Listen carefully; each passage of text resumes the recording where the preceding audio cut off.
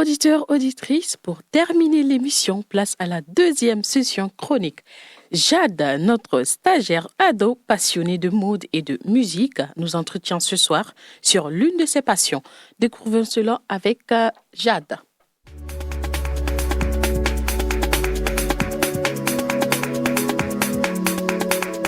C'est la chronique d'une ado légèrement perchée. Alors ce soir, c'est mon dernier jour de stage. C'est aussi ma dernière chronique sur Curiosité. Et je voulais parler de l'impact des réseaux sociaux sur la mode. Si vous êtes une ado comme moi, ou si vous êtes juste parent de jeunes, est-ce que vous avez déjà remarqué qu'on veut souvent changer de style vestimentaire ? Je vais pas le nier, c'est à cause des réseaux sociaux. En très grande part.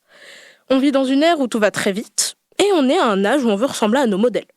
Surtout maintenant à cause de TikTok. Cette application, qui lance des tendances aussi dites trends, met sur le devant de la scène des gens du monde entier. Beaucoup d'entre eux ont des styles différents et ça peut intéresser beaucoup de monde. Moi, j'aime la mode, et donc du coup, je me suis penchée sur la question.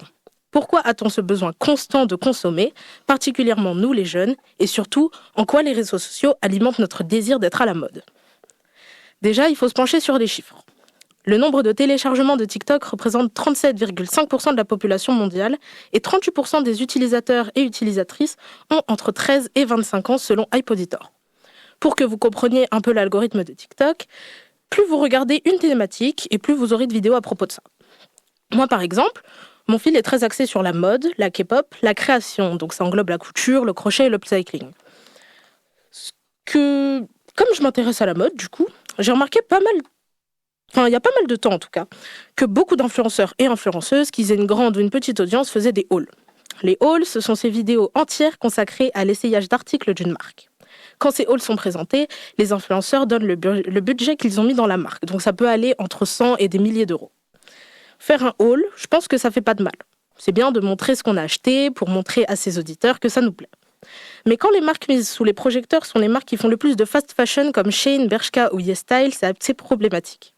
Pour ceux qui ne sont pas très mode ou qui vivent dans une grotte, une collection normale a une durée de vie d'un peu plus de 2 mois. Donc c'est souvent les saisons, donc printemps, été, automne, hiver.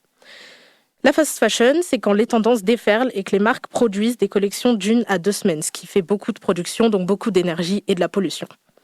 Les sommes d'argent dépensées auraient pu être investies finalement dans des marques plus qualitatives, plus travaillées et ayant vraiment besoin d'être sponsorisées. Selon l'Institut français de la mode, avec un budget moyen de 625 € par an, hors accessoires et lingerie, les 15-25 ans sont de loin les premiers acheteurs de vêtements en France. Leur étude montre que les jeunes génèrent un marché de 5 milliards d'euros en France, soit un quart de la consommation totale de vêtements, alors qu'ils ne représentent que 15% de la population. Notre façon de consommer, je trouve, fait de nous une conversation de surconsommateurs. Ce que je veux savoir, c'est pourquoi, en étant une génération éveillée et sensibilisée au climat, on consomme autant de fast fashion. Pourtant, aujourd'hui, il est très simple d'être à la mode avec des vêtements de seconde main. Avec l'émergence des friperies et des kilo-shops, c'est vraiment facile d'adopter des styles Y2K, gothique ou grunge punk des années 90 qui sont très prisés par les ados et les jeunes adultes d'aujourd'hui.